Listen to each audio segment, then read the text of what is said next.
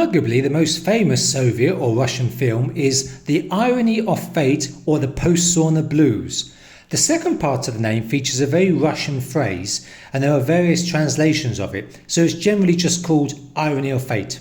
It's a Christmas New Year film, so you may wish to wait until the end of December to appreciate it. Like many of the legendary Soviet films, it's in two parts. The first part is better, with the second part dragging out a bit. This probably explains why most Russians just have it on in the background during the busy festivities instead of watching it from start to finish. The plot itself is a simple but clever idea of making fun of the Soviet-built housing estates which looked identical in every city. The main character gets drunk while at a sauna with his mates, and the inevitable consequences of this leads to the mix-up that follows when he ends up in the wrong home in the wrong city. Although some may feel that it's in slightly poor taste for a festive family film, with two of the characters losing out in love through no fault of their own, it is undoubtedly a classic combining both comedy and melodrama. The Diamond Arm is a long-time favourite for many. It stars the well-known Soviet clown and comedy actor Yuri Nikulin and is a good harmless bit of fun. Although nowhere near as over the top as many of the 1960s comedies from other parts of the world, it may be a little bit too slapstick for some. It is supposedly based on a true story and involves the main character, played by Nikulin, taking a trip abroad and accidentally involving himself in an international diamond smuggling operation. As well as no doubt enjoying the film, you will learn plenty of cultural references too, and many quotes from the film are still used in Russia today. A less slapstick comedy is the wonderful film called Mimino. Unusually for a mainstream Soviet film, neither of the two leading roles are played by Russians, but by a Georgian and an Armenian. The plot involves a pilot of a small regional flight who dreams of flying on the international routes. It was shot on location in both the Georgian countryside and downtown Moscow. I have already covered this classic in a previous video, so I won't repeat myself here. Next up is the only film on the list from the 1950s. It gives a fascinating insight into Soviet life at the time and is as interesting as it is enjoyable. Real-life footage showing the industrialization of the country is interwoven into a story of a recently graduated teacher who has been assigned a job in a developing city. Her students are the workers of the nearby factory who attend evening school.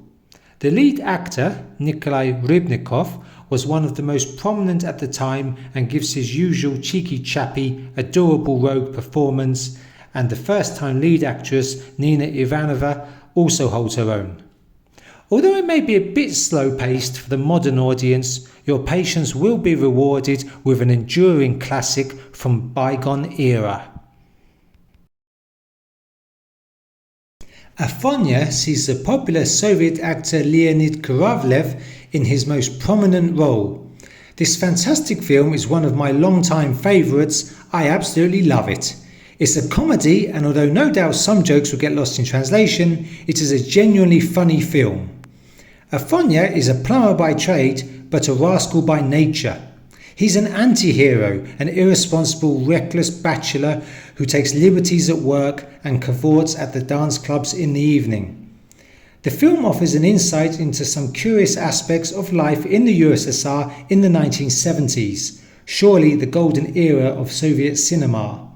Legendary actor Yevgeny Leonov plays a terrific supporting role, and the film is shot in both urban and rural locations. Award-winning melodrama Moscow Doesn't Believe in Tears earns all of its accolades.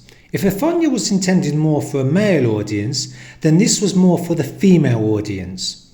It follows the lives of three women in the capital city. It's a two-parter, conveniently split between the time of their youth in the 1950s and the present day in the 1970s. Long gone is any political propaganda, and we get to familiarise ourselves with some of the challenges and difficulties of living in the desired utopian state. Well written, with convincing performances, you'll no doubt find yourself encapsulated by this much loved treasure of Soviet cinema. Station for Two is yet another masterpiece from the ingenious director Eldar Razanov, who also directed the first film on the list, Irony of Fate, and a whole host of other terrific ones. This film might not sound like a box office hit, set for the most part at a train station and having only two main characters. However, what follows is an incredibly enjoyable movie. Again, it's a combination of melodrama and subtle comedy, fantastically written, directed and performed by the two well-known actors. After a mysterious opening scene at a remotely located prison, the film springs into life at a small but lively provincial train station.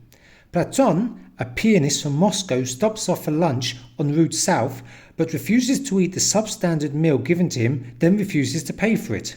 This leads to him missing his train's departure, thus getting stuck at the station where the fun and games continue. If you give this movie the chance it deserves, then you'll be likely to end up enjoying it immensely, just like I did, despite my unwarranted prior skepticism. The lead actor from the last film, Oleg Basilashvili, also plays the lead role in Autumn Marathon. His character, Andrei, hardly a young man, spends most of his time running around the beautiful city of St. Petersburg. As with Afonya, he's an anti-hero, an irritable man who has created his own problems by having two women and creating an ongoing web of lies. The setting, time of year, script and cinematography all combine to produce a simple but effective masterpiece. I never tire of watching this classic tragicomedy. Yevgeny Leonov provides his now obligatory cameo role, which adds to the film's quaint charm, as does seeing some of the sights of the city, lesser known regions and the surrounding countryside. As with many of these films, it's both an enjoyable and interesting watch. Where is the Nofelet is one of the best films from the Perestroika period. After a slow start, it springs into life with the arrival of Gena, played with almost unbelievable verve and energy by Alexander Pankratov-Chorny. Gena tries to help find his bachelor cousin a woman, despite the latter's reluctance. The street scenes appear to have been shot in the street as opposed to a studio, and a number of the scenes appear to be improvised. By this late stage of Soviet cinema, the shackles have all been taken off and the film is free to flow as it pleases. It's a great bit of fun, and I'd be surprised if anyone who watches it doesn't enjoy it. Monumental director Georgi Danelia is responsible for a whopping 4 films on this list, including this gem called I Stroll Around Moscow. The enduring popularity of his masterpieces speaks for itself. If you wish to learn about the period after Stalin's death, known as the Thaw, then just watch this movie. Themes and topics out of bounds until this period are shown, including religious scenes. Outstanding camera work, a lively soundtrack and wonderful dialogue lays the foundation for this unique piece of cinema. The story follows the lives of 3 young men going about their daily business in the new, carefree environment of Khrushchev's Moscow. After the artistic restrictions of Stalinist cinema, this is a breath of fresh air felt by the filmmakers, actors, characters and the audience. It may be a bit slow-moving compared to modern movies, and a couple of scenes seem unnecessary, but for any true film connoisseur, this must surely be essential viewing. So there you have it. I know I didn't include some of the classics like Office Romance or The Red Snowball Tree, but there are way more than 10 great Soviet films, so I couldn't include them all. If you are new to Soviet cinema, then congratulations. You have just opened up a whole new world for yourself. Happy viewing.